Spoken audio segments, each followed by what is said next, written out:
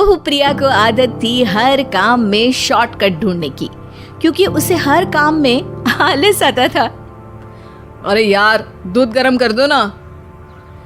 अरे पेट में जाके तो दूध ठंडा ही हो जाना है ना, तो ठंडा ही पी लो ना। अरे तुम मेरा सर गर्म मत करो यार। अच्छा है, सर गर्म हो जाए तो सर पे दूध रख लेना, वो भी गर्म हो जाएगा। एक बात बताओ, तुम इतनी आलसी क्यों हो? अरे बोलो ना, इतनी आलसी क्यों हो? प्रिया जवाब दो। जवाब देने में आलस आ रहा है।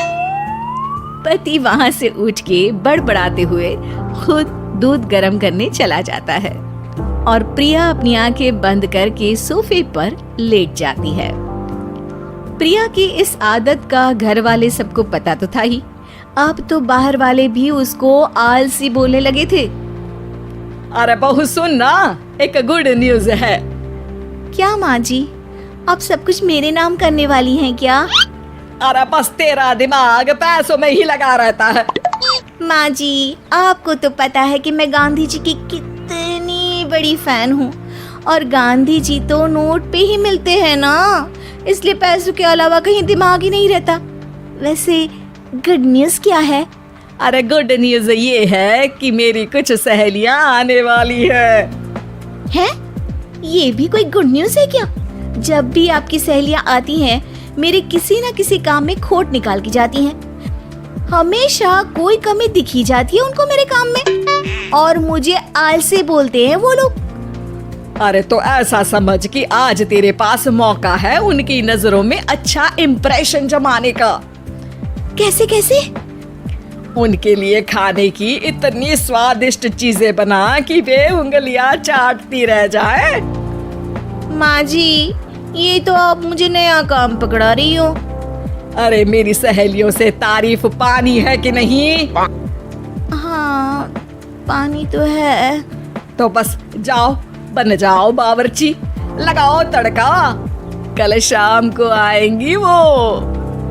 अगले दिन सास सुबह से घर के बाहर अपनी सहेलियों के पास चली जाती है, और शाम को सब प्रिया के हाथ का खाना खाने घर आते हैं। आज देखते हैं कि प्रिया बनाती क्या है। हाँ हाँ, पिछली बार हमने बोला कुछ हल्का खाएंगे तो पापड़ फ्राई करके ला दिए थे बस। हाँ, और उसके पहले जब आए थे और बोला था कि भारी खाना खाना है, तो तरबूज काट कर ले आई थी। बोल रही थी तरबूज भारी होता है ना। अरे बस भी करो, इतनी बुरी नहीं है मेरी बहू। तभी बहू वहाँ खाना लेकर आती है। पनीर कोफ्ता, भिंडी मसाला, शाही मसाला, दाल, डबल तड़का, लच्छा पराठा, मिस्सी रोटी। अरे बस बस बहू, इतना सारा खाना। अरे अभी तो और भी है, फ्राइड राइस भी है अभी तो आपके लिए, और हाँ, अरे सूप लाना तो भूल ही गई मैं। अरे लगता है पिछली बार की कमी आज पूरी कर ही देगी बहू। हाँ हाँ, आप खाइए तो। हाँ, खाएंगे तो सही, इतना खाना बना तो दिया है, अब देखना भी तो पड़ेगा ना कि बना कैसा है। हाँ हाँ, लगा ले भोग खुद को। खाना चखते ही तीनों सहेलियां प्रिया की वाहवाही करने लगती है। अरे शानदार, जबरदस्त, जिंदाबाद, मजे आ गए प्रिया।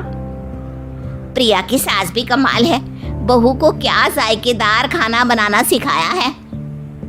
अरे मान गए भाई, इतना अच्छा खाना तो हम में से किसी की बहू नहीं बनाती, और हम भी नहीं बनाते, झूठ क्यों बोले। अरे बस करो, खाने पे ध्यान दो, बोलती ही रहोगी तो खाओगी कब। ये लो, थोड़ा पनीर और ले लो। सास भी सहेलियों के साथ खाना खाने लगती है, पर बहू के साथ अपनी भी तारीफ सुनकर सास मन ही मन फूली नहीं समा रही थी। प्रिया ने बड़ी खुशी से सबको खाना परोसा, और सबने झट से खाना खत्म भी कर दिया। राधे राधे, मजा आ गया। और थक गई खाना खाते खाते, अब बस बिस्तर लग जाए मेरा। अब तो जब भी मेरे घर मेहमान आएंगे प्रिया को ले जाया करूंगी खाना बनाने के लिए। मेहमान भी खुश हो जाएंगे। सास खुश है कि प्रिया की इमेज अपनी सहेलियों के सामने काफी सुधर गई है। प्रिया खाने के बर्तन समेटती है। इतने में तीनों सहेलियां हाथ धोने किचन में चली जाती है। तभी एक सहेली देखती है कि किचन स्टैंड पर कागज पड़ा हुआ है। वो सोचती है कि कागज को डस्टबिन में डाल दे। जैसे ही वो उसे उठाती है तो देखती ही रह जाती है। दरअसल वो एक बिल है जिसमें वो सारी चीजें लिखी है जो उन्होंने अभी अभी खाई है। वो चुपचाप बिल उठाकर बाहर आ जाती है और उसके पीछे बाकी दो सहेलियां भी आती हैं।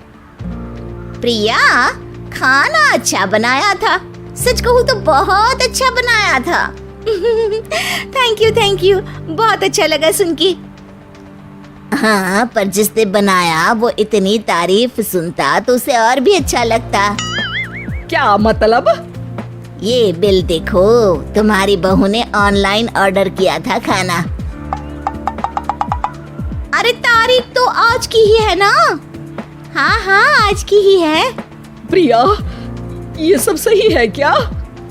प्रिया अपना सर झुका लेती है। सास सब समझ जाती है कि बहू की चोरी पकड़ी गई है। इतना भी आलस अच्छा नहीं प्रिया।